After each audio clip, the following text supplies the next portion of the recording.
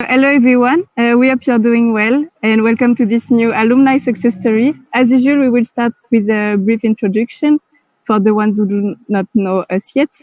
I'm Elizabeth Bigon, the current Secretary General of JEU Enterprises Europe for the term 2019-2020. The organization was formerly known as JEE, the Junior Association for Development in Europe, and founded by 6 countries in 1992, aiming to foster entrepreneurship among students since 1967. With 3 other members of the JEU Enterprises Europe Executive Board, we took a gap year in our studies to live and work together in Brussels full-time as volunteers and co-represent a network of 30,000 students in 14 European countries.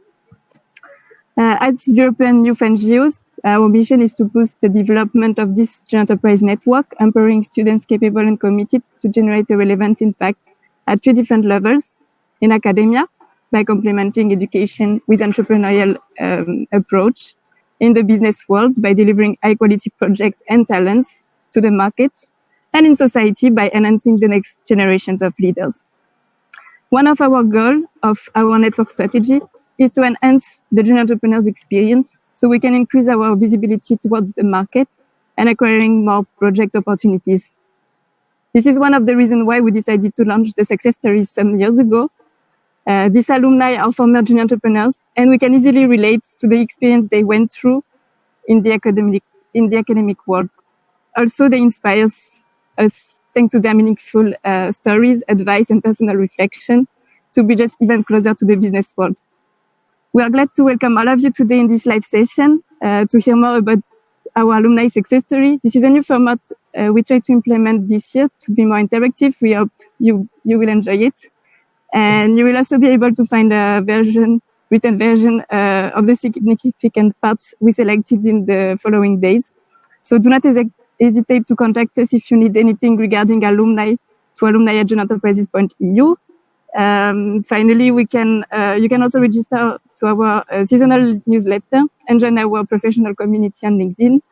The links are going to be shared in the description below. Now we will let the floor to Margarida, our JEE alumni manager, who is working remotely from Portugal since the beginning of the year to coordinate this program. Margarida, I'll let you introduce our next alumni, Daniela, and thank you to everything you're doing right now, and enjoy this success story. See you soon. Thank you, Elizabeth, for your words. Hello, everyone. Welcome to JEE Success Stories 2020. Today, we invited Daniela Runchi. She was JEUR president in 2015-2016. She was a junior entrepreneur in GEM. She grew in the network from being president in her JEE, then in JEE Italy, and in the end in JEE Europe. Among other things, she is proud of having contributed to securing the testimonials of the presidents of the European Commission, Parliament, and Council during her term. After working in strategy consulting for a couple of years, now she manages innovation projects to establish serial startups for large groups. Welcome, Daniela. Thank you for inviting me. Thank you. First of all, I will share with you the structure of the session. The session is divided in 3 main parts. The first part involves an interview, and this part focuses on your experience in the network, in your current position, and your future perspectives. Then we have the second part, involves tips and tricks, especially related with work-life balance. And finally, we will have some time for participants to ask questions that might occurring during your interview. Okay? Cool. Okay, let's start by your experience in the network. The first question that I have for you is related with what motivated you while you were a junior entrepreneur? So when I joined my JEE, it was 2012, so ages ago now. It was really out of curiosity. I had a friend who had joined JEE, my JEE, and it looked like a very interesting opportunity to actually put in practice what we were studying, and that was it. I mean, I really had no idea where it would lead me. It just, the people in the JEE seem to live very professional lives already in university, and I wanted to experience that myself. And then after that, I just got more and more passionate about what I saw, and I really wanted to keep growing in the network in a way. And that's what motivated me to take on different roles in different positions. Can you give us some examples of the challenges that you faced during this experience? Several, really several. I think that, as you mentioned, they've been in a JEE at a national level and then at European level. And I think the challenges are very different, and you get the chance to confront like very difficult and different kind of problems. For instance, like when I was in my JEE, one of the biggest challenge, and what maybe is the most obvious one, was dealing with clients, especially when there is a problem with a client, which happens, of course. How do you deal with that? And it was something difficult to do, because of course I was in university. It was the first time dealing with customers that were paying money for the project. So obviously they wanted the results that we were expecting. Then when I moved to the national level, the challenge there was that it was a very special moment for the Italian network at that time. There were some things, from some points of view, we had to reconnect with some of our junior enterprises. So there was a lot of work to be done in terms of consolidating the great work that has been done in the years before, and really bringing it a step forward with respect to, 10 years before, the network had gotten much smaller. So the challenge was really to make it grow again. So the challenge was not so much a business challenge, but more really a strategic challenge. And at European level, it's something completely different. It's like living in a small UN house and then trying to make it work and to try to understand the differences between different cultures and different ways of approaching things and different ways to approach the junior enterprise concept even. And this is, not to mention that we were in Brussels during, terrorist attacks and any kind of other things that happened during the year. So, as you refer, we can see that your journey in the network was really active and really strong. So, what was the biggest lesson that you learned during your experience? I think the biggest lesson that I learned is something that was taught to me by another alumna, Adriana. I think she was in one of your interviews as well. Yeah. And, one day she told me that one of her biggest lessons, that I think some other judges passed on to her at some point before, was that you have to pick your battles. And this, I think is true. It has been true throughout my junior enterprise experience, and it's true now in my job. I think it's true in life. You cannot do everything. And I don't mean that you cannot take on all the projects. It's just you cannot be engaged on 1,000 different fronts. It was true for Napoleon, so for sure it's true for us. So it's prioritizing. It's a must. And when you are a junior entrepreneur, you already have to prioritize between university and your junior enterprise, and then possibly, fitting your life in as well. But even within your junior enterprise, you have to prioritize. Do you want to focus in your mandate on sales, on structure and operations, on HR, or I don't know, or on restructuring the whole JEE? And you have to pick your battle, and then that battle you have to win, and the rest you need to learn to let go. Yeah, so it is really important to define priorities, right? For sure. Yeah. One of the parts of the value proposition for junior entrepreneurs also involves the skills development.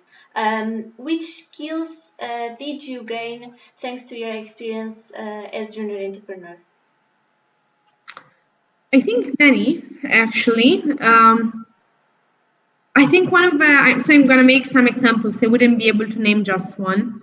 One of the things that I noticed straight away as soon as I entered the job market, I started to work in internships or in other kind of work assignments right before probably I joined my JEE. So I could see the difference throughout my journey in the Junior Enterprise Network.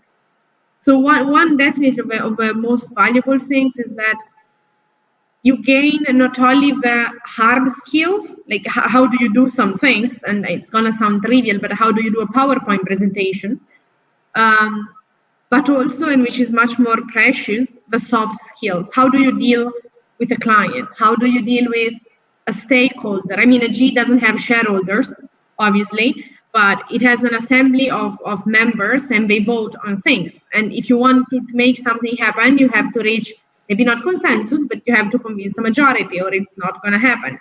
And at national level, it's the same. Like you have to be to negotiate and to compromise and to convince your peers that your idea is the one that should be implemented. Client is the same. I would say that the second skills after let's say stakeholders management would be sales, at least trying to do sales. I think in life, in almost every kind of work, at some point you have to sell something. I mean, you have to sell a project, a product, yourself, your company, your idea, and learning how to do that is very precious. And the sooner you get to experience it, like the better. Adriana, do you think that you develop especially interpersonal skills or technical skills? It's a tough question. I would say both. I would say both, but I would say that the most valuable aspect for me of a junior enterprise experience was how can I say, maybe not the interpersonal part, but the soft skills part of the professional life. I mean, not just about dealing with other people, but there are a lot of skills that are not technical, strictly speaking. Like it's not really about doing a business plan, but it's more about how do you present a project. Like this normally is defined as a soft skill, but it's actually a business competence, which I think is very important. And another thing that I think it's, I mean, in retrospective now I realize there are many things that, I mean, to be fair, if I look back, say that I learned it would be a strong statement. Let's say that I tried. Yeah. I made many mistakes and some mistakes, now I realize that they were mistakes I didn't back then, but are all things from which now I can learn and I can do better. And I think we all make mistakes. The only difference is that you can do it during your junior enterprise experience or you can do it in your workplace. Obviously, I mean, first is better. Yeah, it is opportunity for you to make some mistakes and after don't make it in your current position, exactly. For example. Yeah. The last question related with your experience in the network that I have for you, it is a little bit more emotional. So what is the best memory from your junior enterprise experience? This is very difficult. There are many that are special because I mean I have been a very old junior entrepreneur, so I have many memories that are special and precious here and there. So I think I'm gonna just name a couple. One of them is related to my JEE, one related to the national experience, and one to the international. So we cover everything. Yeah. I think from my JEE, one of the most special moments was when Jimmy turned 25, which, as I was mentioning, was the year in which officially the JEE was older than all its members. I happened to be the president of the JEE for some of that year, a part of that year, and we did a dinner with our alumni, and I was on. It was a gathering of alumni, but something relatively informal. And I was on stage saying exactly this, that the JEE was older than all of us that were currently into it. And it was a lot of responsibility to make it grow and like make sure that we would live up to the expectations of all those that came before us. and it still has a special place in my memory, because it was really feeling a lot of responsibility. We had this thing in our hands, and it had been alive for so long, and now it was up to us to make it go forward. At national level, I think one of the most precious memory was actually the last day of our term, when we passed on the organization to the team that came after us. I had been in the Confederation for 2 years, actually, first as Secretary General and then as President. And it was kind of a similar sensation. It was like, handing over your baby, and you're like, I'm sure you're going to do great, and I really have a lot of trust in you that come after me. And it's kind of a bittersweet feeling, but it's really, learning about letting go, but in a positive way, like empowering somebody else to take a step forward. And then in JEE, that's how we called it. I mean, there are so many, so I'm just gonna name one, which is maybe not the most emotional, but something that I mentioned when they asked me what's the difference between, the local and international experience. Talking about the day in which we talk to the president of the European Parliament or the European Commission would be, obviously it was super emotional. It was amazing, but maybe it would be, it's an easy sell. So I'm going for something else. We were very lucky because in our year there was the World Conference, and it was in Brazil. And in Brazil, they go big when we do things. And we arrived after a very very long journey.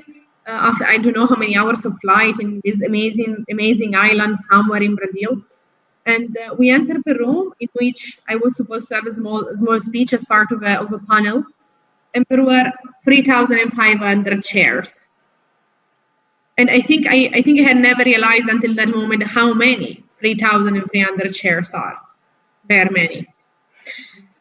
And I had kind of a chill, like, okay, am I supposed to speak in front of all these people and all these junior entrepreneurs? And in comparison to that, speaking to the president of the European Parliament, that had been easy. Yeah. Because, so many people, and all these people had lived through the same things I had lived. So, I don't know, it was like I had to live up to so much higher expectations. And I think it's amazing. I think it's, really, how many people in our age can say that they have lived these kind of things? And that's why I think being a junior entrepreneur is so amazing. Yeah, I'm going to be honest with you. It was really inspirational the way that you talk about your experience, because you were always smiling while you were talking about your memories. And yeah, it's really good. Nice. You ask good memories, so I skip the bad ones. It is really nice to see the way and the impact that this experience had in your life. So thank you for sharing with us. Now we are going to start the second part of the interview. This part is related with your current position. So the first thing that I would like to ask you is to compare the academia and the business world. What are the main differences that you notice between them? So I think this really depends on what you study. There are some disciplines in which the difference is massive, and some in which naturally the difference is smaller. My academia life is in economics, and not business, economics, like the science, so very quantitative. And there, the difference between that and the real world is, unless you work for the central bank, the two things don't speak to each other. The whole economics talks about rational consumers. Have you ever met a rational consumer? There is no such thing. So it's, I think in academia, in many cases, what you are asked is to learn something and then to apply it, it's very important. It's something that, of course, in your career, you also need to learn some tools and skills and then to just apply them. But there is I mean, most of our jobs and most of the jobs that eventually junior entrepreneurs do are based on the assumption that there is no tool. I mean, your job is to figure out which tool to use, and applying it, that's the easy part. So I think there is much more creativity in a way about thinking about what you have to do that is not so much covered in the academia, which eventually is why being in a junior enterprise is so useful, because in a JEE, nobody tells you what you have to do. It's first you decide in which direction you want to go, and then you try to figure out a way to go there, and then you try to develop the tools, and you can ask people, but if you don't ask, nobody's going to come and tell you, and that's how the business world is. Yeah. Tell me, have you ever been able to change some processes for your company that you learned from your JEE experience? I think I tend to do it without realizing it. Meaning that there are some things that I learned during my junior enterprise experience. Then now, if I have to think, where did I learn this thing? Oh yes, it was in that occasion or that occasion, but now they're just part of me. So some kind of push towards processes and documentation and the importance of handover and knowledge management and all this kind of all this attitude, I think largely comes from my JEE experience. In a JEE, I mean, people stay for, I don't know, if you are lucky, a couple of years. So knowledge management and documentation it's compulsory. Otherwise, there is no way to move forward. And now this is something that I tend to push for in my job as well. Like I tend to be the one that says, we really need to make sure that this is documented, because even if we're going to be here, the next person is going to need some kind of, I mean, guidelines to rely on. Yeah, so I think every alumnus of a junior enterprise would say the same. It's just, it becomes part of you. So for you, mapping processes, for example, it is something that you try to apply to the company that you are part nowadays? Yeah, absolutely. I think all my colleagues would say that about me. I'm the one that tends to say, okay, how do we do this? Like, let's sit down and then we decide which process we are going to follow to do this or that. Onboarding of new people, for example, how are we going to do it? And then we decide, and then of course we can change. But at least we know where we start from. And the same for pretty much everything else. Yeah, I completely agree with you, because not all of the people are in the same level of knowledge, and to make sure that the next person that is going to do the process is aligned, it is really important to have the processes. Thank you for your answer. Can you share with us what is the biggest success for you so far in your current position? I like the so far part, because otherwise my answer would have been, of course, the one that is yet to come. I don't know, my current position.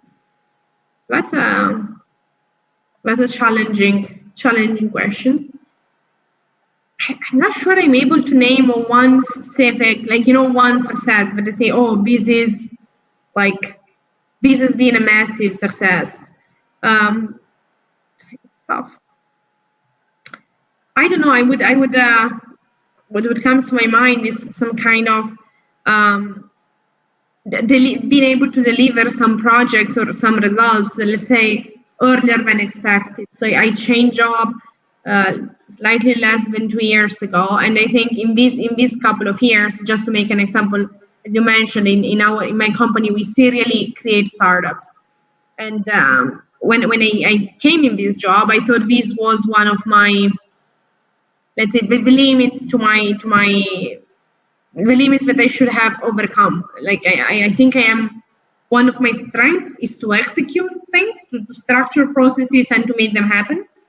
But to come up with, creative ideas, I never thought that this was in my course, let's say. But then I realized now that I've been able, at least not necessarily to come up with completely original ideas, but to spot more and more easily opportunities. And this, I mean, for somebody else, maybe this would be something that comes totally natural, but since for me it was something that I didn't feel so much, I consider it a success. Yeah, for sure. Nowadays, you are responsible for managing innovation projects. I believe that every day you will have to face a new challenge, right? I don't know. Yes. Correct me if I Hopefully, am yes. wrong. So, how would you describe a tough work day in comparison with a easy one? It's a very tough question. I would say that every day in its own way, it's challenging, but not necessarily tough. I think as whoever looks for a challenging job and let's say empowering job faces challenges all the time, and necessarily, I mean, it's the challenges are what make the day interesting. I would say, I don't know, a tough day, and again, I mean it in a good way. Can be, for example, a day in which we have been working for a long time on a project proposal, on structuring a project, and then we have to go and present it to our say board of directors to get approval. So this would be a very a challenging day. It's a lot of work, a lot of investment into something, and then make it or break it. And if it doesn't work, okay, we have to pursue something else. Maybe let's say an easy day. An easy day can be a smooth day, a day in which, you know, we have some activities planned, and then you actually go into the office and you manage to do those activities. That's what I would say. Daniela, sorry, my internet connection is not really good.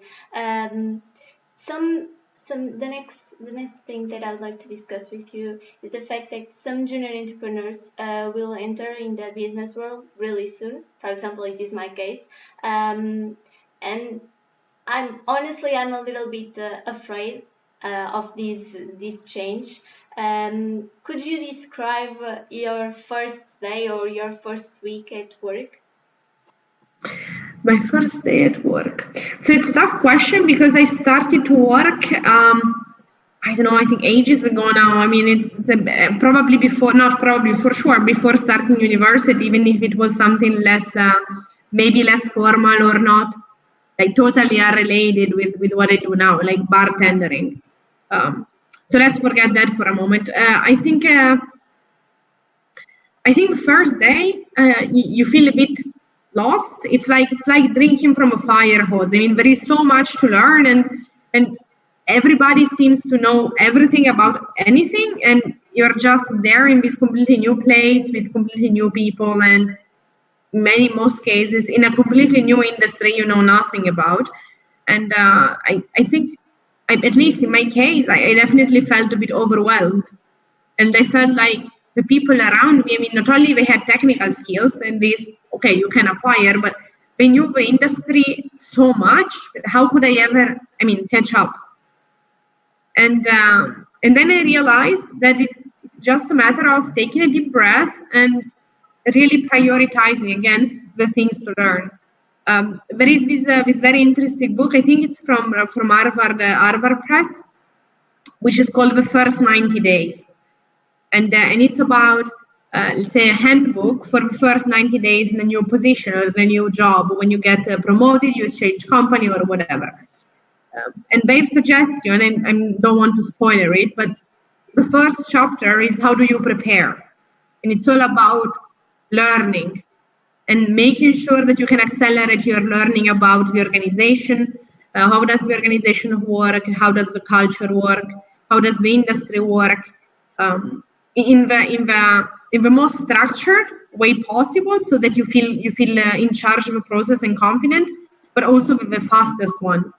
And I think it's a great piece of advice. I mean, I wish I had read it before.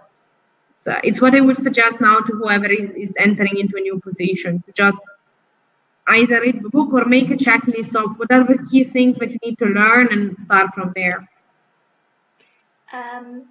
Now, thank you for your answer. It was really clear for at least for me, and it will be helpful for sure. Now we are going to start the final part of the interview, which is related with your future perspectives. The first question that I would like to ask you is, what are you planning to do in the next few years? So I really love my company. I think it's on paper, at least, it's the dream job of a junior entrepreneur. At least it was for me. It's my job is to serially create startups, but for large organizations. So it's a mix between innovation, like entrepreneurship, like creating companies, but at the same time, kind of innovation consulting, because since you do it in most cases for large organizations, you have to make sure that the startups you are creating are consistent with the company's strategy. So I really love what I'm doing now, and I would really like to focus on growing into the organization or into this kind of activity for sure. Like I'm looking forward to have my own startup to manage. It's something I would like to do for some time. Not necessarily forever. I mean, I don't necessarily see myself as an entrepreneur, stricto sensu, with my own company that I follow for life. But the whole process of launching a company is something that I would like to do in the next, 3-5 years. Did you think that your JEE experience make you reevaluate what you wanted to do in the future?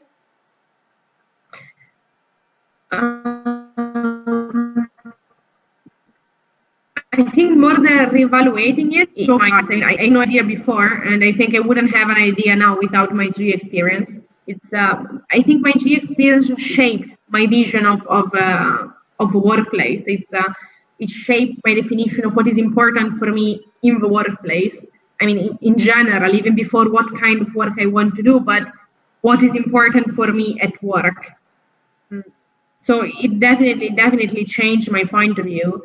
And it also really opened my view on so many different things that I would not have considered beforehand. Meaning that in a JEE, you have a chance to see at small scale, and also, of course, at national, international level even more, but basically all the functions or most of the functions of a company. You see HR, sales, marketing, communication, IT, management, I mean general management. In some cases, you see operations. So you really start having a comprehensive view of how does it look like working in a company and where do I see myself? How do you plan to give back to the JEE network, Daniela? That's it. I mean, I try to do it. It's more than planning. I mean, I try to do it on a daily basis. If that's a bit too much, I have to be honest. But whenever I have a possibility, I try. I think it's kind of a duty of an alumnus to try to give back, especially if the JEE network gave you so much. It's something that in Europe we don't have so strong as in the US. This whole alumni concept. I mean, alumni at Harvard, they have, they make, millions of dollars in donation to their university and then to their fraternities and whatever. This is not something that we have so much in our culture, but I try at least to make myself available for, trainings, mentoring, talking, connecting, network, whatever is can be available. I realize now that I am an alumnus that it's tough to be a good alumnus. No, not because you don't want to, but because, so first of all, you don't always know what your JEE or confederation or European confederation, whatever the level, you don't really know what they need in this specific moment. you're happy to help whenever somebody asks, but it's hard to be proactive. So I think I think most of the alumni are happy to help as soon as they're asked, but it's hard for them to come up spontaneously with brilliant ideas to support the network, except partnerships and funding. This is always a good idea. Daniela, according to you, what are the strengths of future junior entrepreneur in the labor market? Many, as I was saying, I think one of the biggest ones is that you put a junior entrepreneur in the workplace and they know how to go around. They know how to interact with their bosses, their peers, etc. And I think this is invaluable. It's something that really makes the difference. And the other, just to mention a couple, the other thing that I think is very, very valuable is that at some point in your career, I mean, when you enter into the job market, usually for some time, you have a focused task. You have to focus on one thing, and you don't need to widen your perspective. But as soon as your career progresses, you need to be able to have like an helicopter view of things. And I think as soon as you get there, all what you learned in your junior enterprise comes back, because since you were a junior entrepreneur, you naturally tend to have an helicopter view. And this comes so much easier with respect to people who didn't have this experience. Once again, I apologize for all the inconvenience. The internet connection, it was not working. So we are going to start the film. Daniela is going to provide us some tips and tricks related with work-life balance. So Daniela, the floor is yours, and good luck for your presentation. Thank you. I'll try to be concise. So let me share my screen. Here we go. So work-life balance. So let's start from why do I think I have anything to say about this topic? This is me on top of Kilimanjaro mountain, which, as you can probably read here, is almost 6,000 meters. And if you're wondering why we didn't put a ladder to at least get to 5,900, I wonder as well. And the reason why I put this picture here is also the reason why I think I feel I am in the position to share some tips, or at least something that works for me when it comes to work-life balance. I think, as I mentioned before, I used to be in strategy consulting, and that's the kind of job that tends to leave little space for anything else. I don't know if it's the job, it was most likely me in the job, but the result was that there was no balance. There was only work and no life. At some point, I realized that it was not what I wanted to do. For me, it was too much. I wanted to have more balance in my life, and I changed job, or I changed mentality, and therefore I changed job. And in the following 15 months, I think I've read 15 books, traveled more than 15,000 miles, probably lost 15 pounds, made more experiences that I can name, and understood more things about myself than I had probably in the previous year. Among the things that I did, there was climbing Mount Kilimanjaro. So one of the things that I dedicated myself to was to study what matters for me, study what is important and how to make important things happen. And balancing work and life was one of these. So I hope it's going to be useful for you also to hear of some of these things, and maybe some of these will apply for you as well in your life. So the agenda, I'm gonna speak for 10 minutes or something, so I promise it's not gonna be long. A very short introduction. The question is, does it still make sense to talk about work-life balance? Some definitions, what is work, what is life, and what is balance, to align. About personal definitions, because I think each of us has their own, and that's okay as far as we know the differences. Then some more practical tips and tricks, some things that work for me in my life. about how to balancing work and life, provided that this question makes sense, as we will discuss. And then some what I call life-changing references. These are things that I wish I had read or watched 10 years ago, so before starting my career. I'm gonna name especially one book. If you have to read only one book this year, like I suggest to pick it. So let's start. Very short introduction. I was talking to my boss yesterday, talking about the fact that I would help this session, and he laughed, first of all, about the idea that I would talk about work-life balance, because he said that I normally work a lot, and he was mentioning that I love my job and therefore probably don't perceive it like a lot, like, I mean, quantitatively speaking. And probably in the back of his mind, there was something like this quote from Mark Twain: if you find a job you enjoy doing, then you never have to work a day in your life. Which is, I mean, it would kind of negate the very meaning of having a discussion about work-life balance. You don't need to balance anything if you enjoy what you're doing. But what I came to realize is that even if you love your job, you still need to have something else into it if you don't want it to become an obsession, which, as a lot of research says, it's not good. Even if you love your job, only working remains unhealthy. And not just unhealthy from a, let's say, psychological point of view, but also from a productivity point of view. We tend to think that working a lot is going to make us better professionals, like to have a better career. But actually, there is countless literature that says that this is not the case. Being overworked, thinking only about work, doesn't make us better professionals in the long term.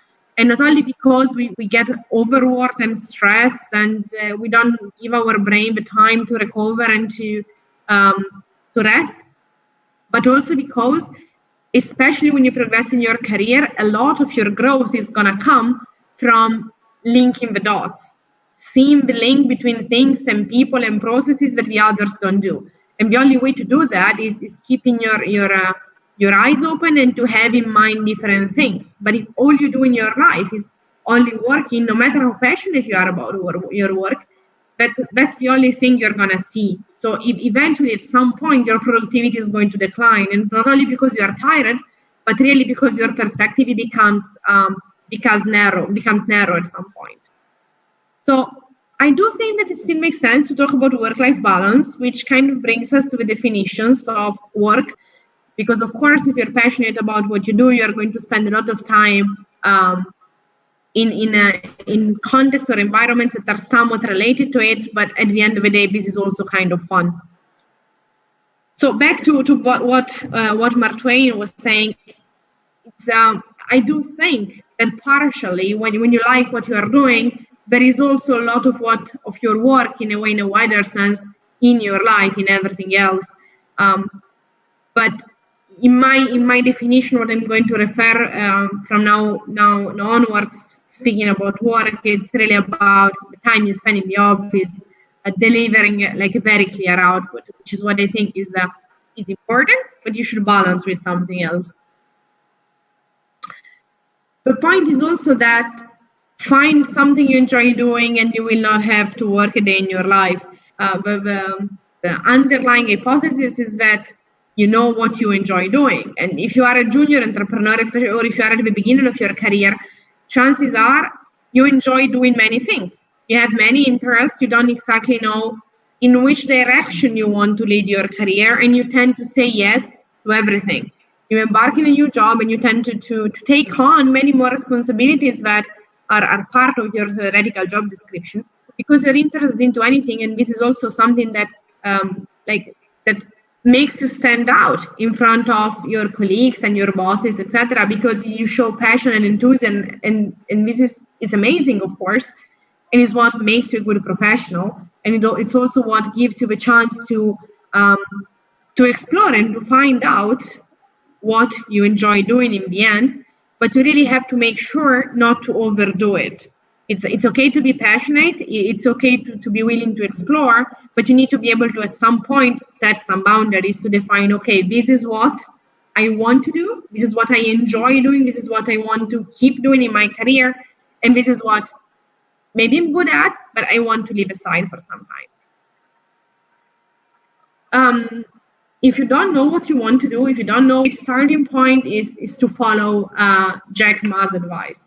There is this quote or series of quotes from Jack Ma that he during a speech he made at the World Economic Forum about his career advice for young people. So he was saying what you're supposed to do when you are 20, then when you are 40, then when you are 50, etc.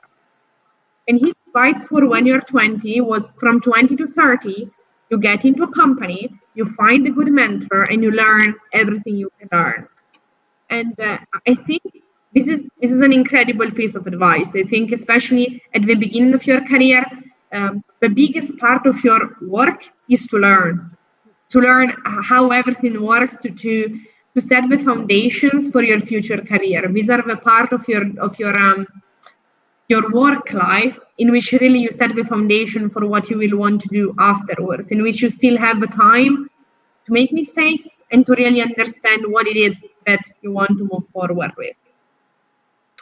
So to summarize, what is work? For me, what is work, strictly speaking, is what I do from when I enter the office until when I leave it. And then anything else is life, which means that necessarily spending 20 hours a day in the office kind of makes everything about work and nothing about life. So what is life? Life to me, this is my very personal definition, obviously, is anything else. And the part of the anything else is getting informed and studying and growing and developing all those things that are important for me from a personal development point of view. I got one of the things that made me think the most about this whole topic is this quote, which is originally, I found out, not from John Lennon, but is attributed to John Lennon because it's part of one of his songs, which is life is what happens while you're busy making other plans. And it made me think a lot, because at the end of the day, it's something that we tend to do. So now I am in my university because I'm preparing for my career, and then I'm going to enter my career, and I'm going to spend the first 2 years being, let's make an example, being an analyst. I'm going to work a lot, but I'm going to do this because I'm investing to do something else later. And then whatever I'm going to be doing later, it's going to be an investment to do something else afterwards, which, I mean, is good because it sets a direction. But on the other side, you risk of losing focus on the present. What are you doing now? What is your life now? What is important for you now? And I think this is something that actually is extremely important to learn to be in the present, and to make sure that you don't realize at some point that you spent the last 5 years not really living them in a way, or living them in a mindless way, which is the very concept of present and being mindful is something that I found out in the last, let's say, year. For me, at least, is very important. It's something that I had probably undervalued. It's something that I had heard for the first time from some Brazilian junior entrepreneurs, some former members of the executive board of Brazil Junior, that then went on creating their own company, or group of companies, I should say now.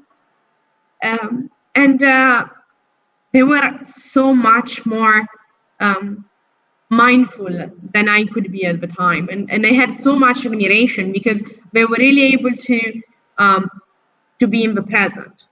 And some of which this is about Kung Fu Panda, a very how can I say, sophisticated reference, as you can see.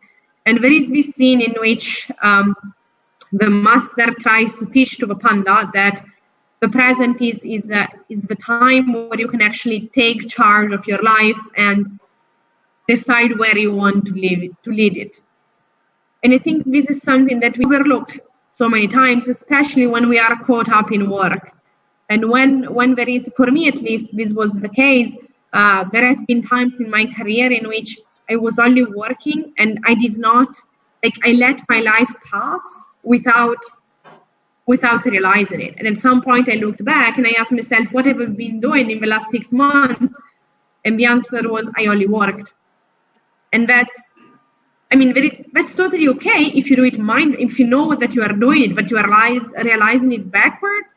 That was not so pleasant. So I do think that stopping and reflecting about, is the life that I'm living the one I want to live, is something very important that I wish I had started to do sooner. So to go back, it's true that if you find a job that you enjoy, you don't work.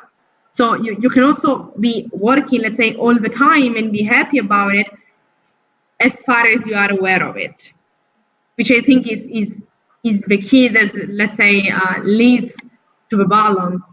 You can work all the time if you do it mindfulnessly. I'm not even sure that's a word. I think you can find your balance, but to do it without realizing it, that's what for me was scary to realize at some point. So what's balance? So I think balance, it can be seen from two different points of view. This is the first one. Like you walk on a tightrope, and balancing work and life is a constant challenge, and you feel like you are pulled in all different directions, and it becomes even more stressful. Like you work so much and you have so much to do, and then there are friends that even want to go for dinner. How am I going to find the time to go for dinner? It's impossible. And then your parents want to see you, and there is no time for that because you have to work and you see your friends, and then maybe to study, and then maybe to sleep. There is a triangle in the student's life. You have good grades, social life, and sleep, but you can only pick two.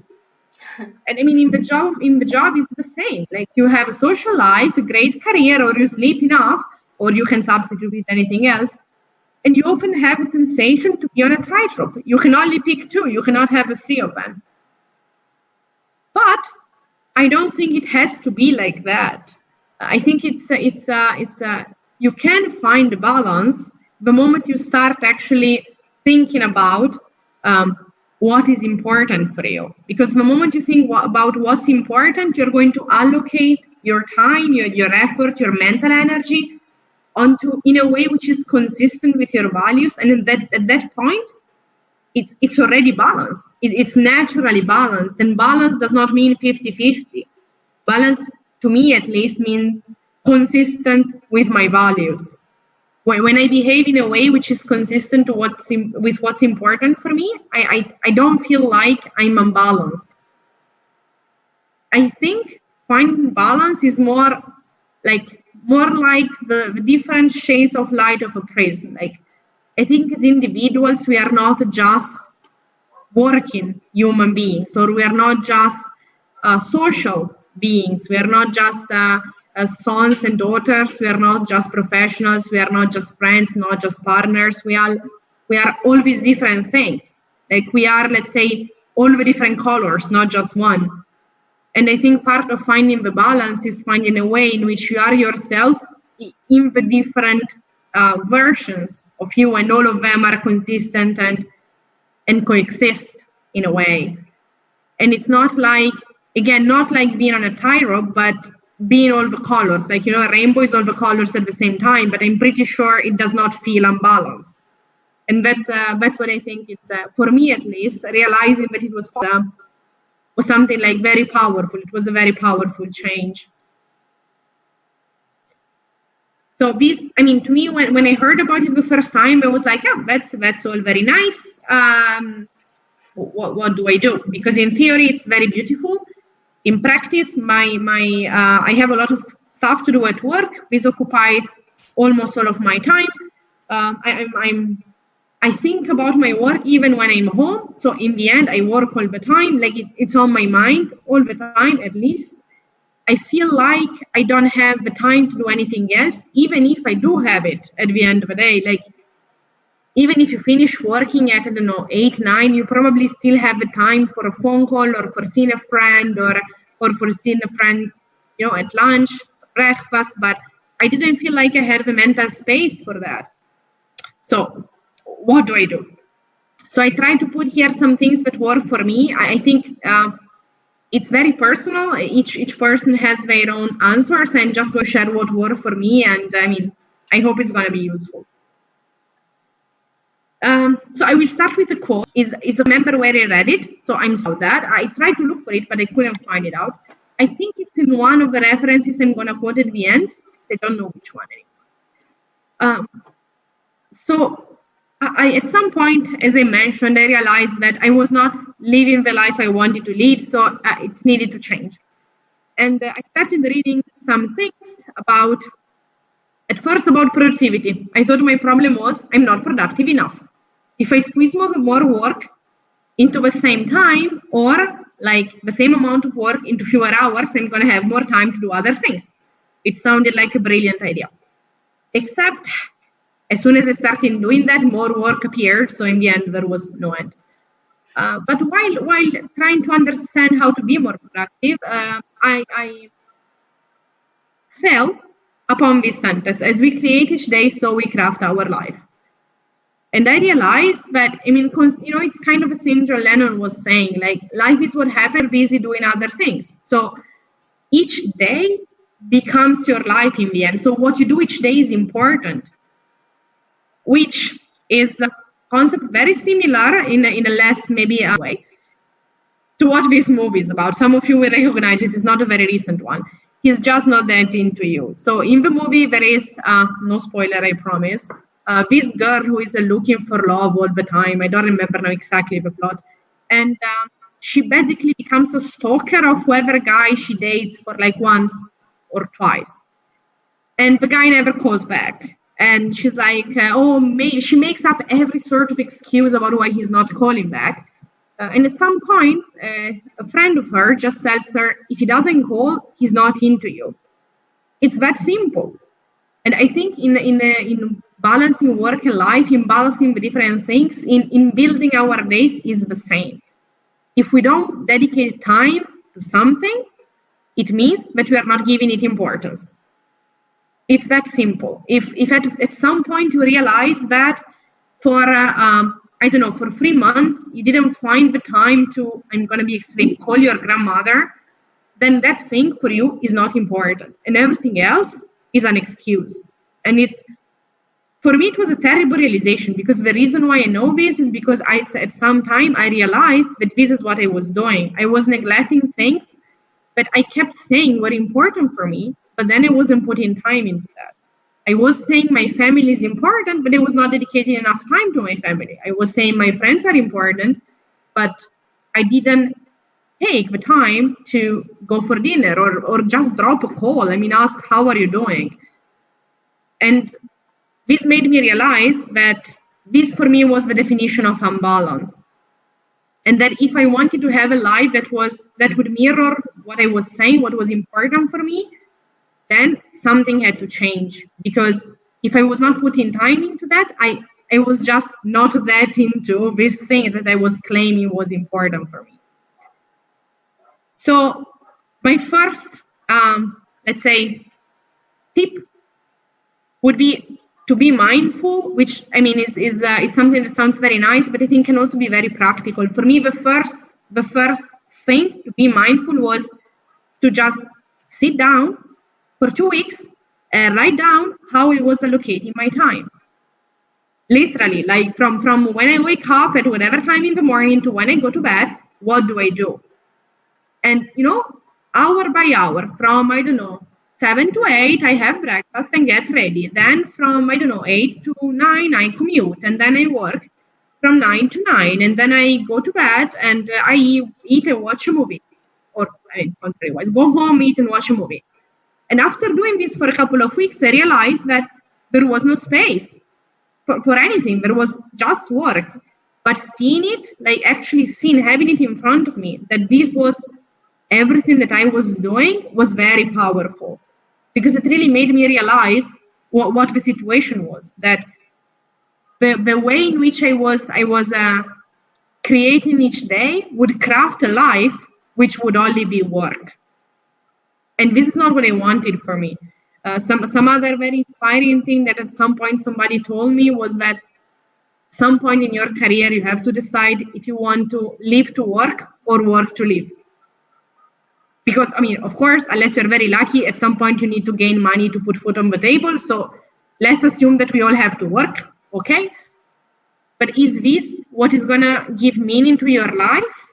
Or is it going to be a part of your life? And both things are okay, as far as you know what you are doing and you are doing it because you want to and not because it just happened. So my first advice would be just try to step down and think how you are creating each of your days and how are you, as a consequence, crafting your life. And the second point, like the second tip, which I think is very much related, is to set some goals, like what kind of life do I want to build for myself? And it can be that as part of your long-term goal, it's envisioned that for a couple of years, you're only going to work. That's okay. It's an investment. You know that. You are mindful about it. You know it's going to be some time in which you're going to dedicate yourself to really make sure that your career is going in the direction you want. And that's absolutely okay, as far as it's something that you do with a purpose. But if you don't take the time to do that, you're most likely just going to run in the wrong direction, which doesn't really make sense. I mean, then what's the point of rushing? You can also take it slow. If you don't know where you are going, does it really make sense to run? I really want to quote Alice in the Wonderland for this, but I decided it would have been too much. Kung Fu Panda was sufficient. That's a Disney reference. The good news is that, I mean, you can review your goals. You can set a target, and then at some point you're going to think about it and change it, and that's okay. But at least in the meanwhile, it's going to give you purpose. And you can also check that the way in which, once you track what you're doing every day, is this consistent with your goal? Is this leading to your goal? Because if it isn't, either your goal is not where you really want to go, or you need to change something in the way you are living. That, in the picture, that's my new goal. It's not a professional goal, as obviously it's Aconcagua, it's a mountain in Argentina. Because after Kilimanjaro, I decided that, I needed a new challenge. So, but my goal for next year is to be this year, but COVID, is to be there at some point where the arrow points. I'm not sure I'm ever gonna make it. It's 10,000 meters, but that's the beauty of it. It's a goal, and I'm going to do something that hopefully is going to lead me there, or close enough, hopefully. So, point number 2, after you know what you're doing and ideally where you want to go, another thing that I learned is that in many cases we tend to sabotage ourselves. It's very easy to just give up on some things at some point. It's to lose track of what we are doing to lose the mindfulness. So for me, I had to find a way to, again, set myself up to do some things that I knew would help in the long term. So I read this book, which is the one I was mentioning, which is this one. It's called The Compound Effect. The principle is absolutely trivial. It's the following. Any long-term big achievement is ultimately the result of a frequent repetition of small actions. So if you want to lose 20 kilos, there is no point in dieting in a crazy way for 2 weeks. You just have to cut lower amount of calories, but to do it every single day. If you want to be a successful professional in your career, you need to keep learning. And the way to do that is that you read 10 pages of interesting materials. If you want to learn a new language, just listen to a podcast in that language every day commuting. And it's the small things that make the difference. And the good news is that it's very simple. You can build a routine for yourself. That's what I do for myself and what works for me. I make a list. I made a list at some point of the things that I think in the long term can contribute to my goal. A list of small things. Very small things. The things that do not have a massive change in my day, things that I can reasonably achieve on a daily basis. Like, for example, reading 10 pages of something that is going to help me in my work. Like I manage projects, so every day I read at least 10 pages of books about project management, about innovation management, about team management, about new technologies. And this led me over time to read, more books that I had read, I think, in the previous, I don't know how many years when it comes to instructional materials, of course. If I want to go and climb a mountain, then I try to walk to my work at least, 3 times a week instead of taking public transportation. It's the small habits that compound over time and really build long-lasting success. So if you want to balance your work and your life, if you think what you are doing now is not consistent with where you want to go, probably you are not in the position to dramatically change everything from one day to the other. But you can start from small things and let them compound over time. And over time, they're going to make the difference. The bad news is that this is simple, but it's not easy. If it was easy, everybody would do it. What it takes is a lot of consistency. Even in small things, it takes consistency to keep doing it every day. If you decide that you want to read 10 pages a day, then you read 10 pages a day. And some days you're tired and you don't really want to do it, but you just force yourself because it's going to take 10 minutes and it's going to take 10 minutes every day. But in the long term, it's going to make a difference. And if you want to get what only 5% of people have, then you have to be willing to do what 95% of people are not willing to do. So again, I think it's a very simple principle. Do something small that builds up in the direction in which you want to go. Simple. But make sure that you actually do it. Not easy. And then the last tip is to really try to stay open and to listen to yourself. As we said at the beginning, I think especially when you begin your career, you feel like there are so many expectations and so much pressure on you. Like everybody expects you to go to the job market and to become a CEO in the next 5 years. Obviously, this is in most cases not a reasonable expectation. And what is worse is that you are probably putting this expectation, like the highest pressure, on yourself. So my last advice would be to take a deep breath and listen to yourself and try to really figure out what is important for you. What are the values on which you want to base your life? And this picture is not a random Greek thing. It's the Delphi temple of Apollo. You might know the story of Oedipus. It's quite famous. One of the most famous advices of the oracle was know yourself. And I think this is something that, the antiques used to know, and we kind of lost over time. We tend to revert to guides that are supposed to give us very, very, quick win solutions for everything.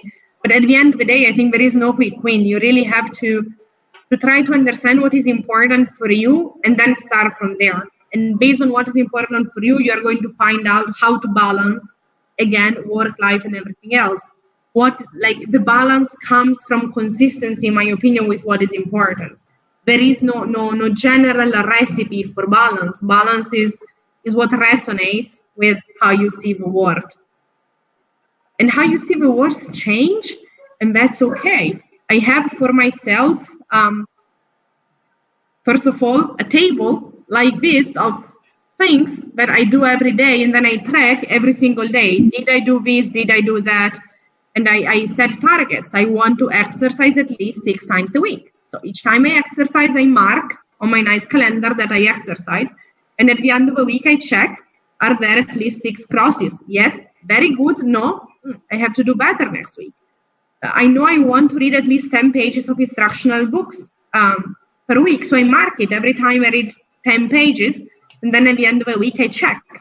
I set for myself monthly checks. At the beginning of the month, I sit down, I take 1 hour of my time. What do I want to achieve this month? Not only from a personal point of view, but of course also professionally. This month, I really want to make sure that this project I'm following is going to go from here to there. What do I have to do to make this happen? These 3 things. So these are going to be my priorities this month. And then at the end of the month, I check. Did it happen? Yes, no.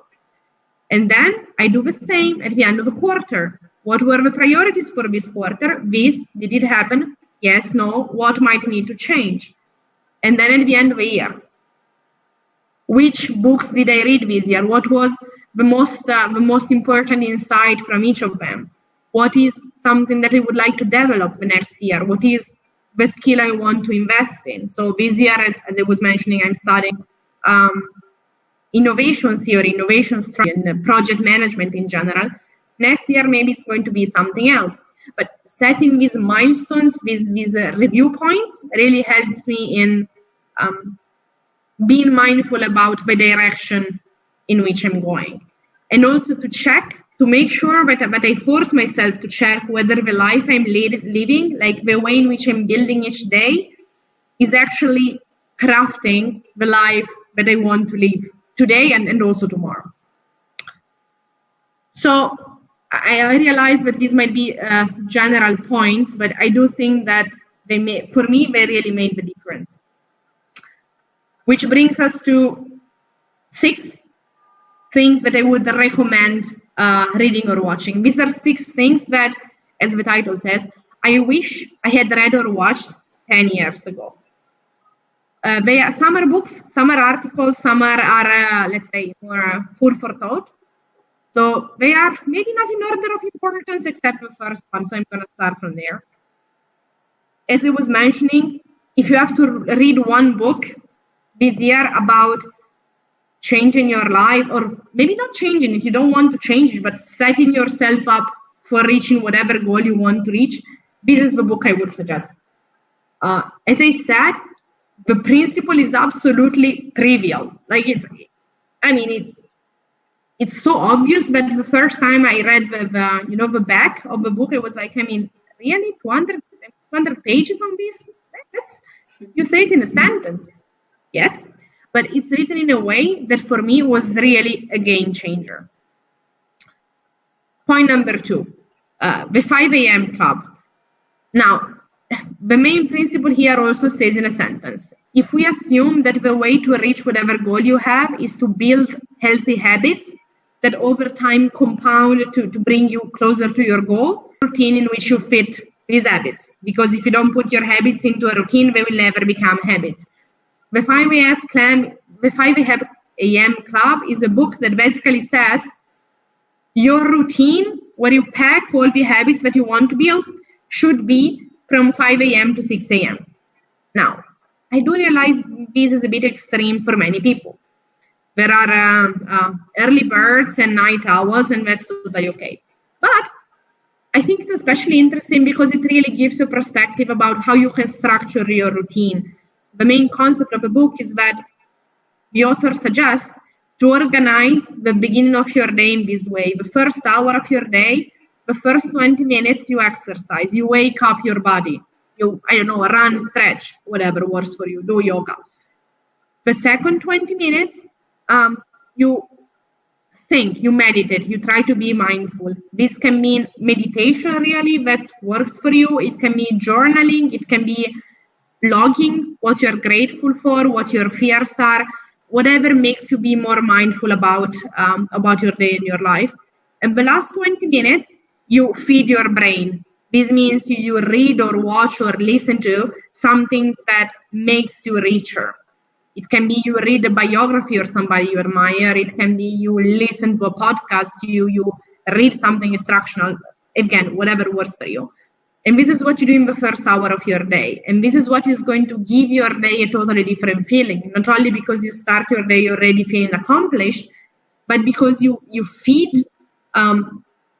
3 different parts of you. You feed your physical part, your, let's say your inner part, your mental part, and then you feed your brain. And this is something that, again, over time really makes the difference. It gives you balance, it gives you knowledge, because eventually you study something good every day. It makes you feel better from so many different points of view. The book is very long, extremely wordy, but if you're interested, I have a very nice summary of it that I'm happy to share. Number 3, this is a Netflix documentary, Inside Bill's Brain. It's about Bill Gates. So, this is obviously a guy that works a lot, but I think the only way that he does more than working is reading. He reads all the time, things, any kind of things. I mean, when you watch the documentary, you listen to his wife talking about how much he reads is impressive. And the way he approaches problems, I think is absolutely fascinating. So if you have some time, I suggest to watch that. Number 4, the 7 habits of highly effective people. So this is a bit philosophical maybe, but for me, it was extremely instructional in thinking or helping me think about finding my center and finding what is important for me. And it really contains a lot of thought-provoking questions about what is important for you. What kind of person do you want to be in the different kind of people that you are? As I was saying at the beginning, we are not just workers, we are also partners, sons, daughters, friends, etc., etc., etc. And who do you want to be in all these different roles? It's not going to be always the same person, but the more you think about it, the more you're going to be able to approach that vision that you have of yourself. And then 2 very practical things. First, the little book of meditation. So meditation, to me, the first time I heard about it, I was like, yeah, I mean, theoretically very nice. How do I do it? I mean, I don't really see myself doing some very challenging yoga things. Where do you start? And, there are some tutorials on YouTube which just made me feel very weird. So I was a bit lost. And then I found this little book, which is, literally little. It's like this. And it contains, I think, some 50 meditation exercises that are maximum 10 minutes long. And it's a very easy guide to meditation. I think the first tip is meditation exercise number 1 is you sit down and you just listen for 5 minutes. You just listen to all the noise, all the sound that there is around you. And you just try to make the sound, to listen to the sound without overthinking about it, and to really clean your mind and just listen. It's simple enough. For me, it was something that I could try. And then over time, I realized that this had a lot of, all the positive things you read about meditation, very all true. So I really suggest to start and try it. And the last one is about, when I hear about these sort of things, I'm like, oh, nice, I'm never going to do it. Or nice, how do I start? And that's where the 5 seconds rule comes. This is a very short video from Mel something. I can link it to you on YouTube. She says, if there is something you want to do, you have 5 seconds to act. If you don't do anything in 5 seconds, you are never going to do it. You're going to find some excuse, you're going to get lost, forget about it, whatever. So if you want to get up in the morning when the alarm rings, just get up in the first 5 seconds. If you feel like, oh, this book, maybe I want to read it, just go on Amazon and just buy it. It's not going to take more than 5 seconds. Or just set yourself a reminder to do it. And as soon as you want to do something, as soon as you have the instinct to do something that you know is going to be good for you, just do it in the first 5 seconds. Which is, the longest Nike commercial I've ever heard. But really, I think it makes all the difference. It's the difference between actually doing things eventually and not doing things. So I hope this was interesting. I just tried to share some things that work for me. So I hope they're gonna work for some of you as well. Speaking about how to be a good alumnus, if you have anything you want to talk about, not just about this in general, about work and life, reach out anytime. My suggestion is reach out on WhatsApp if you want an answer in a decent amount of time. And I hope you found something that could work for you in the things I talked about. Daniela, first of all, thank you for sharing this presentation. If someone has some questions, please, I would like to ask if they can share in chat. I'm related with your presentation. I'm going to be honest with you. I can really relate with what you said, especially in the part of work, because I'm the type of person that sometimes it's a little bit difficult for me to try to balance all the aspects in my life. Like work is always a priority, but I believe that with your tips, at least for me, it was really useful, and for sure I will try to implement some of them. I especially enjoy the part that you refer to do something small, but something that we make sure that we do. It was my favorite part, and for sure I will try to implement it. Want to add some words, or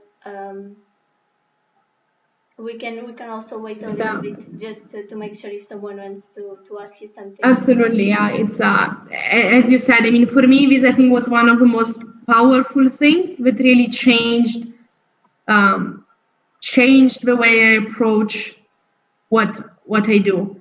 I tend to to jump heads up into things and to try to do everything all of a sudden, but then I realized that there is no easy fix. I mean, most of the important things take time, and they take time anyways. So the most difficult thing is to make sure that you keep going in that direction.